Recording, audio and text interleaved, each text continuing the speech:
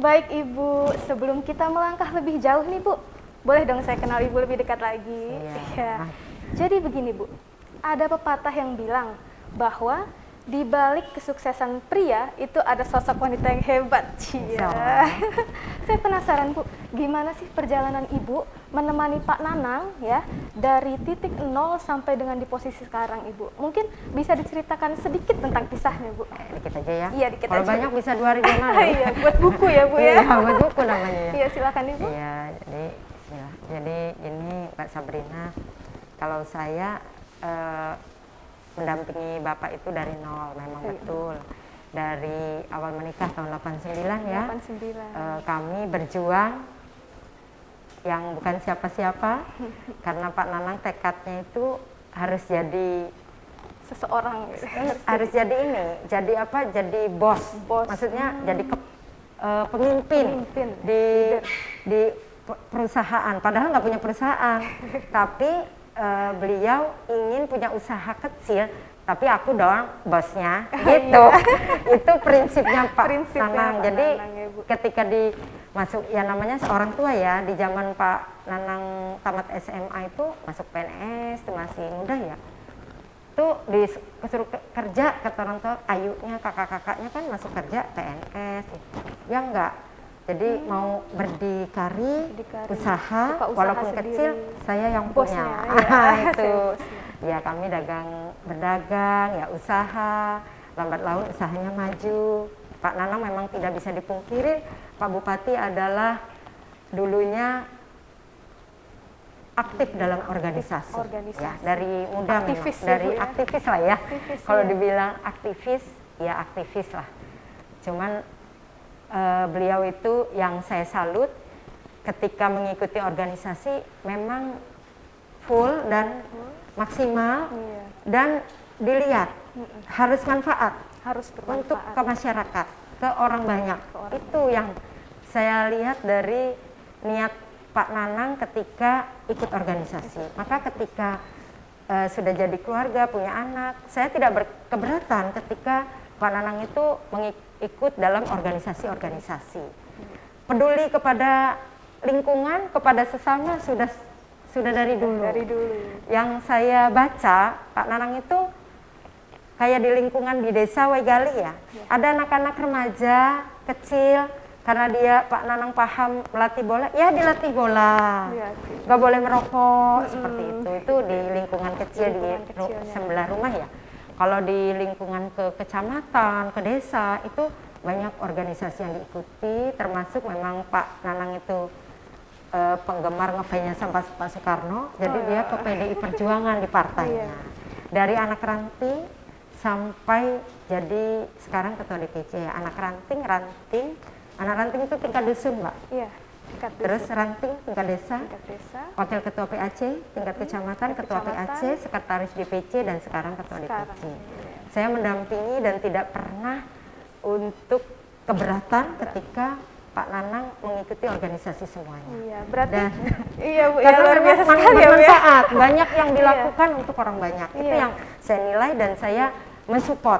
Karena manfaatnya. Karena sambil saya usaha, kalau pulang bawa buku-buku partai, ini dibaca biar kamu ngerti ya saya baca. Jadi saya paham apa yang dilakukan oleh Pak Nanang dalam organisasi. Iya, berarti memang dari awal itu semuanya butuh proses ya Bu, ya, tidak ada yang instan. Dan ini juga pesan loh Bu, buat saya dan juga wanita di luar sana Bu, untuk mendampingi lelaki, kan Bu ya, dalam keadaan apapun ya Bu ya. Apapun, dari nol ya, nggak punya apa-apa, harus kita support harus didampingi. Nggak apa-apa kata Pak Nanang, kamu usaha, kamu saya tinggal ya, kalau pagi tuh saya ngurus organisasi ya nggak apa-apa. Tapi karena saya baca banyak yang masyarakat yang diurus, kayak di Tanjung Bintang ya, dulu banyak perusahaan-perusahaan yang anggota buruhnya itu tidak mendapatkan keadilan dari perusahaannya.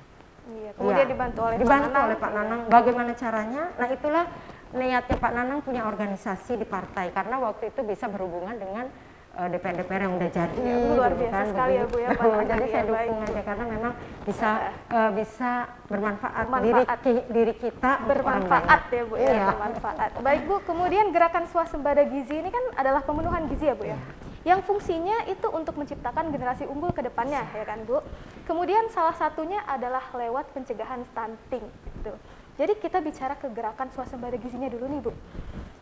Kalau gerakan ini tuh kan merupakan prioritas Lampung Selatan ya Bu ya.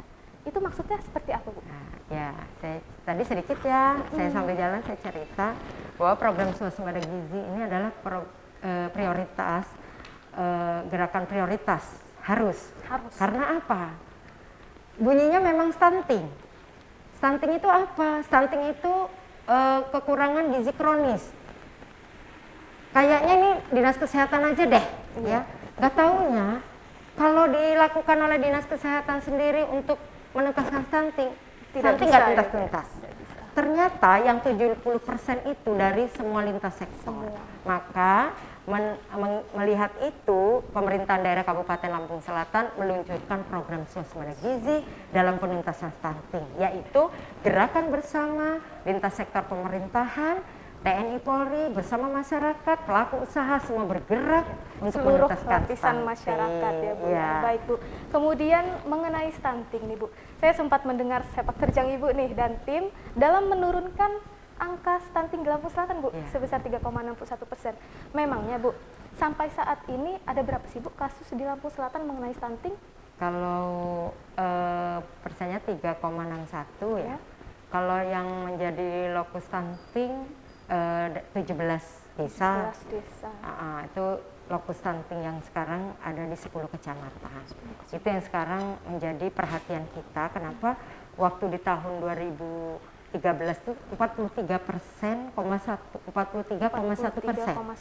2013. Dan itu upaya pemerintahan daerah juga nggak kurang-kurang dari 2013 ya waktu itu sampai 2018 turun menjadi 29,6%. Artinya dulu waktu 43,1 itu dalam 100 orang anak 40 yang stunting.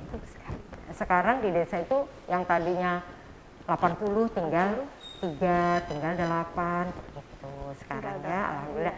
Dan di tahun 2018 29,6% itu menjadi pemikiran dari Kabupaten Lampung Selatan.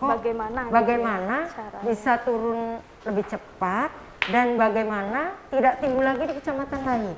Nah, satu-satunya jalan adalah menggerakkan kebersamaan disatukan di program swasembada gizi. Dan program swasembada gizi ini terinspirasi dari keberhasilan Kabupaten Lampung Selatan dalam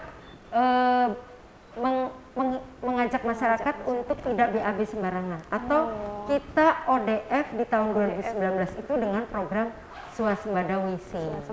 Swasembada WC itu juga kebersamaan lintas sektor dari tingkat kabupaten, kecamatan dan desa dalam menggerakkan masyarakat untuk punya jamban sehat semua. Akhirnya kita di bulan November 2019 kita telah dideklarasikan Kabupaten ODF. Ya, tidak ada lagi yang BAB sembarangan. Nah, disitulah juga diluncurkan program swasembada gizi untuk menuntaskan stunting dan saya ditunjuk sebagai dutanya pada November 2019 tersebut. Dan dalam pelaksanaannya nih Bu, berarti harus mengedukasi masyarakat ya Bu ya. Biasanya Ibu dan tim itu cara mengedukasi masyarakat itu seperti apa Bu? Karena kan seperti kita ketahui banyak di luar sana para orang tua itu belum mengerti dan paham mengenai stunting itu. Nah, inilah kami turun bersama. Kalau turunnya sendiri-sendiri karena lintas sektor ini memang di semua lintas sektor ada program penuntasan stunting. Seperti contohnya di perikanan punya gemar ikan, tujuannya menuntaskan stunting. Bantuan ikan, bibit ikan, tujuannya menuntaskan stunting. Di ketahanan pangan ada KRL, ada pembentukan KWT, bagaimana bisa pangan lestari, bisa digerakkan di masyarakat. Itu tujuannya juga untuk pemenuhan gizi ketahanan pangan supaya menuntaskan stunting. Artinya bukan hanya dinas kesehatan saja yang punya program untuk menuntaskan stunting, tetapi semua lintas sektor itu diarahkan dari pusat dengan peraturan-peraturan dari kementerian-kementerian yang ada di pusat. Di lintas sektor itu harus punya program untuk menuntaskan Iya, berarti stunting. memang tujuannya Iya. itu ujungnya adalah menuntaskan stunting. Ya, karena remaja juga adalah calon orang tua, jadi Iya. yang harus dipersiapkan untuk kedepannya menjadi orang tua yang